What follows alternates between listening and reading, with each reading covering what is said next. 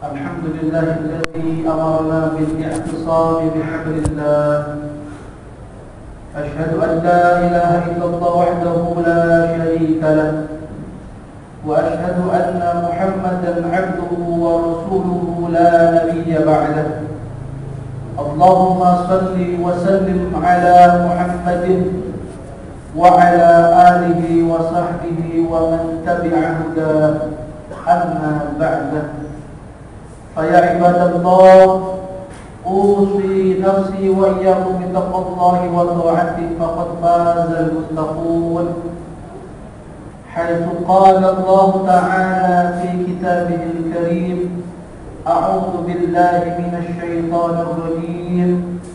يا أيها الذين آمنوا اتقوا الله حق تقاته ولا تموتن إلا وأنتم مسلمون.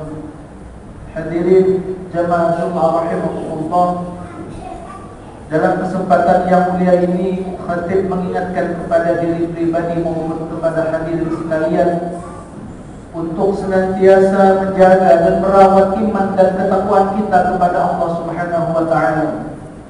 Karena saat ini, di akhir zaman ini, yang insyaallah paling menjadikan kita orang yang terjaga dari segala bentuk kemaksiatan adalah keimanan dan ketakwaan yang kita tanamkan dalam diri kita masing-masing.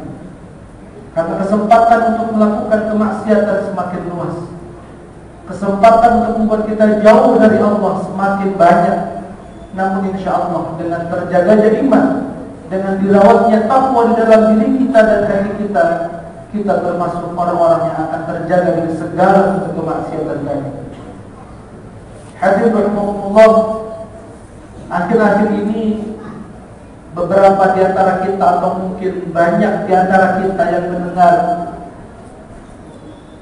ada dispensasi kawin yang terjadi di kota Ponorogo, Jawa Timur, di mana anak-anak yang umurnya masih sangat belia, SMP dan SMA, sudah melaksanakan perkawinan.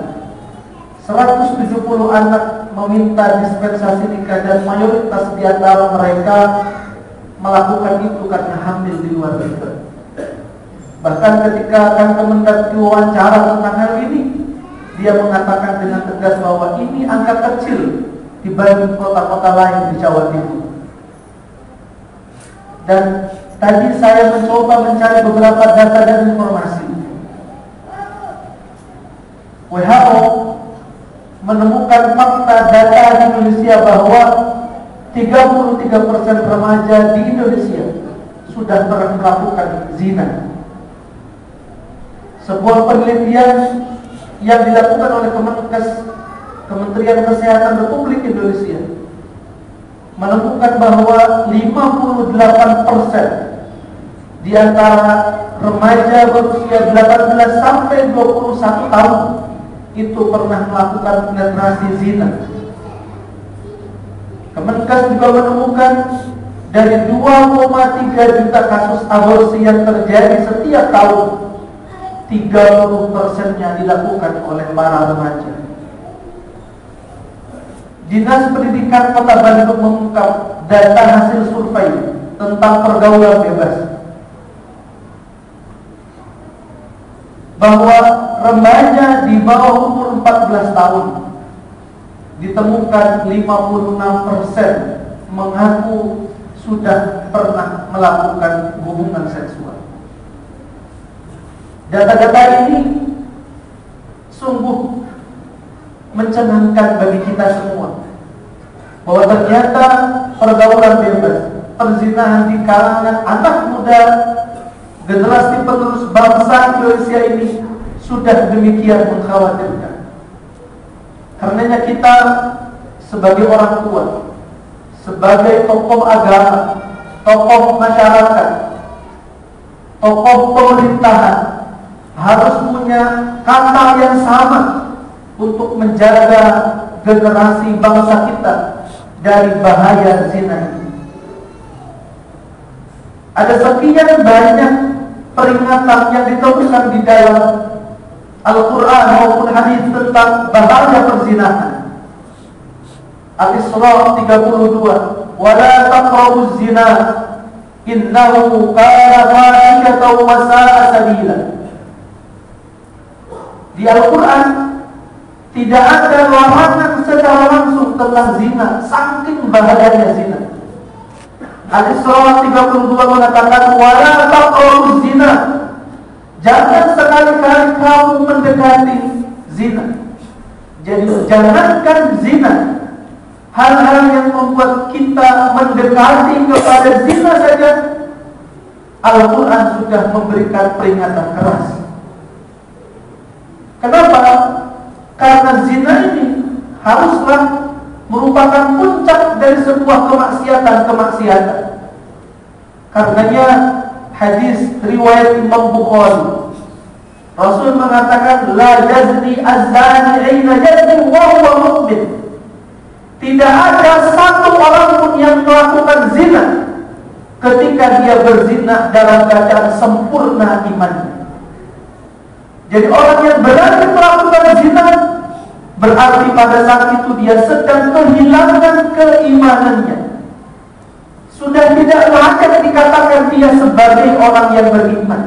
Saking bahayanya zina, hadis sahih Imam Bukhari benar-benar memperingatkan bahwa orang yang berzina itu dia sedang kehilangan keimanannya. Dia kehilangan kesempurnaan keimanannya kepada Allah. Sehingga na'udzubillah, jangan sampai generasi kita, anak kita, cucu kita, keluarga kita, orang-orang yang berani melakukan perbuatan laknat ini. Karenanya jangankan zina, kesempatan untuk memungkinkan seseorang melakukan zina, hindarilah. Karena berawal dari itulah kemudian nanti seseorang akan digiring oleh setan melakukan perbuatan yang laknat tadi.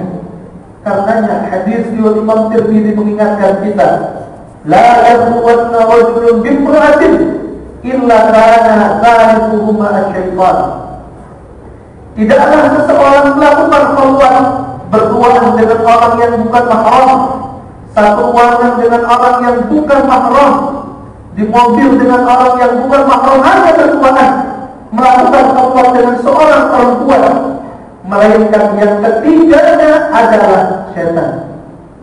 Karenanya jangan berani-berani mengambil satu keputusan, satu langkah yang membuat kita mendekati zina. Wala taqrabuz zina innahu kana fahishatan wa sa'a sabila. Ada banyak sekali keterangan yang menjelaskan kepada kita bahwa dosa zina ini setara dengan musyrik, setara dengan mengalirkan darah orang lain. Di dalam Al-Furqan 68 Allah Ta'ala berfirman, walladzina la yad'una Allah ilahan akhar wa la yaqtuluna nafsan allati harrama Allah illa bil haqq wa la yaznun wa man yaf'al dzalika yalqa athama. Dan orang-orang yang tidak beribadah kepada sembahan selain Allah, tidak musyrik, tidak melakukan kesyirikan, dan tidak membunuh jiwa yang Allah haramkan kecuali dengan alasan yang dibenarkan oleh syariat, wala yaznun, dan yang ketiga dia tidak berzina. Maka barang siapa melakukan hal yang demikian, melakukan kesyirikan, membunuh jiwa, membunuh manusia dengan sengaja, dan melakukan perzinahan, maka mereka pasti akan dibalas, akan disiksa oleh Allah Subhanahu wa ta'ala. Hampir-hampir Allah ingin mengatakan, mereka yang syirik, mereka yang melakukan pembunuhan gampang sekali menghilangkan nyawa dan mudah melakukan zina, dosanya hampir-hampir susah untuk diampuni. Mereka akan dibalas dengan pembalasan oleh Allah Subhanahu wa ta'ala.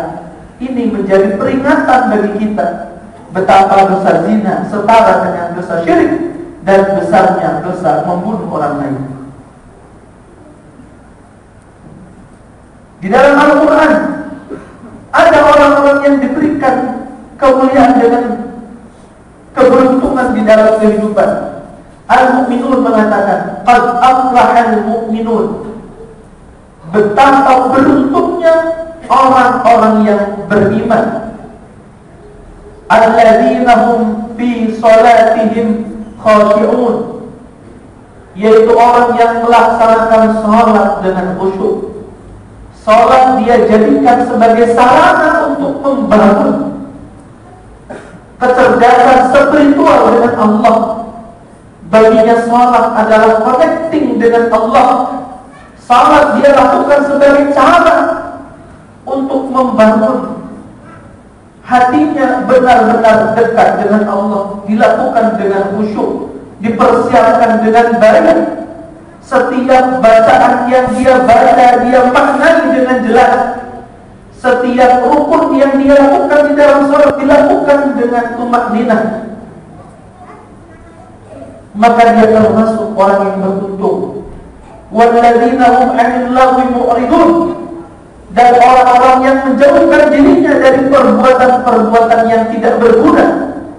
Orang mukmin itu hidupnya efektif, senantiasa berisi ibadah dan amal saleh. Mulai dari dia bangun sampai dia bangun lagi, semuanya dilakukan dengan kebaikan-kebaikan. Tidurnya saja berpahala. Tidurnya saja dianggap sama setara dengan zikir kepada Allah. Karena sebelum tidur dia membaca sekian banyak ayat, sekian banyak doa. Kemudian dia berzikir, membaca subhanallah, membaca takbir, membaca tahmid sampai dia ketiduran. Tidak kayak anak zaman sekarang, tertidur ketika memegang handphone, tertidur ketika masih menonton video. Nabi Muhammad dan orang-orang mukmin itu tidurnya diakhiri dengan membaca zikir, sehingga nilai tidurnya itu sama dengan orang yang berzikir kepada Allah Subhanahu wa ta'ala, menjauhkan dirinya dari perbuatan yang sia-sia. Min husni islamil mar'i tarkuhu ma la ya'nihi.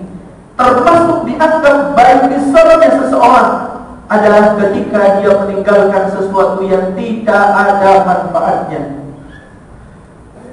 Termasuk orang mukmin yang beruntung, walladzina hum lizzakati fa'ilun, yaitu orang-orang yang menunaikan zakat.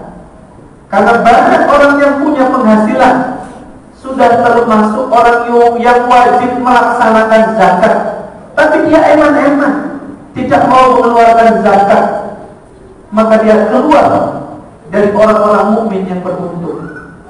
Dan yang keempat, yang termasuk orang mukmin yang beruntung adalah walladzina hum lifurujihim hafizun, yaitu orang-orang yang menjaga kemaluannya, menjaga harga dirinya, takut terjerumus ke dalam perzinahan. Maka kalau kita ingin termasuk dalam golongan orang-orang mukmin yang beruntung tadi, lakukan. Di antaranya adalah benar-benar menjaga dirinya untuk tidak melakukan perzinahan, untuk tidak merendahkan harga dirinya. Dia menjaga kemaluannya illa ala azwajihim aw ma malakat aymanuhum fa innahu ghairu malumin, kecuali kepada istri-istrinya yang sah, kepada perempuan-perempuan yang dimiliki oleh tangan kanannya, karena sesungguhnya perbuatan yang sama-sama berhubungan badan. Namun kalau dilakukan kepada istri yang sah, fa innahu ghairu malumin, sungguh itu bukan sesuatu yang tercela. Dalam salah satu hadis Muslim, Rasul juga menegaskan, ma min dzambin ba'da syirkin a'dhamu 'inda Allah minan nutfah wa huwa rajulu fi rahimin la yuhadilu. Tidak ada dosa yang lebih berat setelah syirik di sisi Allah dari seorang laki-laki yang menaruh spermanya di dalam rahim seorang wanita yang tidak halal baginya. Kalau kemudian satu istri tidak cukup, kebutuhan akan nafsu tidak cukup oleh satu perempuan, Islam masih mengizinkan seorang laki-laki memiliki lebih daripada satu istri, maksimal 4 orang. masih ada jalan halal yang memungkinkan bagi seseorang untuk menuangkan nutfahnya, menuangkan spermanya dengan cara yang halal, jika tidak cukup hanya dengan satu istri. Saking bahayanya zina, dalam periode Makkah saja Nabi Muhammad SAW sudah tegas menyampaikan betapa bahayanya zina. Padahal kebanyakan dakwah Nabi di Makkah ketika itu adalah dakwah ketauhidan, dakwah melarang kepada kemusyrikan. Namun syariat tentang zina, larangan tentang zina, dalam hadis riwayat Imam Hakim, Nabi sudah menyampaikan, ya jabal Quraisy, wahai para pemuda Quraisy, la taznu ihfazu furujakum, janganlah kalian berzina, jagalah kemaluan kalian. Ala man hafazallahu farjahu falahul jannah. Ingatlah, siapa saja yang menjaga kemaluannya, dia berhak untuk mendapatkan kebahagiaan surga. Berarti antitesisnya adalah mereka-mereka yang berani berzina, maka diharamkan untuk mendapatkan kenikmatan surganya Allah Subhanahu wa ta'ala. Kemarin ketika Timur Tengah banyak kawasan Arab tiba-tiba hijau, banyak tumbuh rerumputan dan tanaman-tanaman, orang-orang viral membahas bahwa itu tanda-tanda akhir zaman. Padahal kalau kita sadar, jangan di Timur Tengah, tidak usah jauh-jauh di kawasan Timur Tengah, di sekitar kita tanda-tanda kiamat sudah nyata. Min asyratis sa'ah, di antara tanda-tanda kiamat akan terjadi, ayyakinal ilmu, sedikitnya ilmu. Semakin sedikit orang yang hadir di majlis taklim, semakin sedikit orang yang mau datang ke tempat talabul ilmi.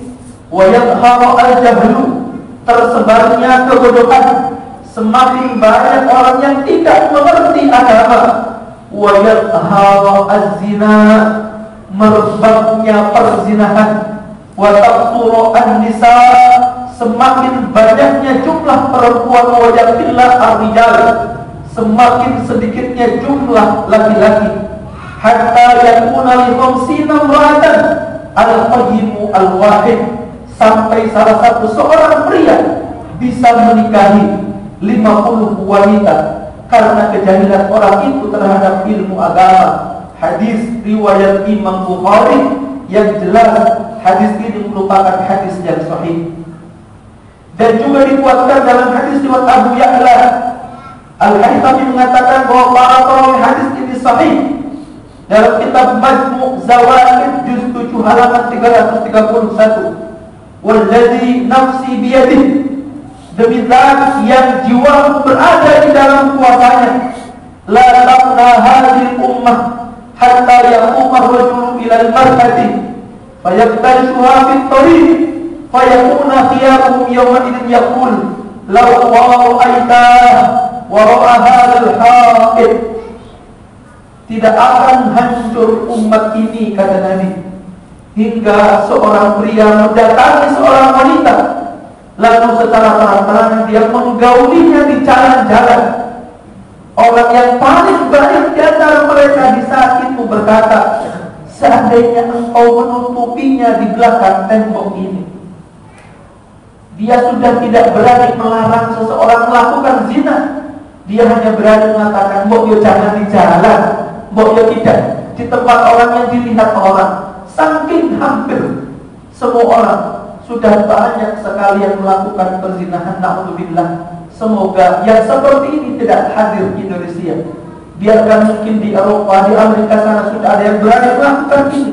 Tapi ayo, kita punya tanggung jawab moral yang sama. Sebagai orang tua, sebagai kakek, sebagai keluarga, sebagai tokoh masyarakat, kita harus punya kepedulian yang sama, menjaga masyarakat. Orang-orang di pemerintahan, mulai RT, RW, mungkin juga kepala desa harus berani melakukan peraturan. Tidak boleh ada orang yang bertamu di atas jam 9 malam. Kalau pemerintahnya tidak mau dan mungkin tidak mampu, maka orang tua yang harus berani menjaga anaknya, menjaga keluarganya, dijauhkan dari perbuatan-perbuatan yang menjerumuskan dia ke dalam perzinahan. Na'udzubillah. Semoga kita semua dan keluarga kita dan juga orang-orang terdekat kita, juga masyarakat kita, termasuk orang-orang yang dijaga Allah harga dirinya, dijauhkan dari segala bentuk kemaksiatan berupa perzinahan. A'udzubillahi minasyaitonir rajim. Wal 'asri innal insana lafi khusr illa alladziina aamanu wa 'amilus solihati wa tawassaw bil haqqi wa tawassaw bis sabr. Barakallahu li wa lakum fil Qur'anil 'azim wa nafa'ani wa iyyakum bima fihi minal ayatil hakim. Fataqabbal minni wa minkum tilawatahu innahu huwas samii'ul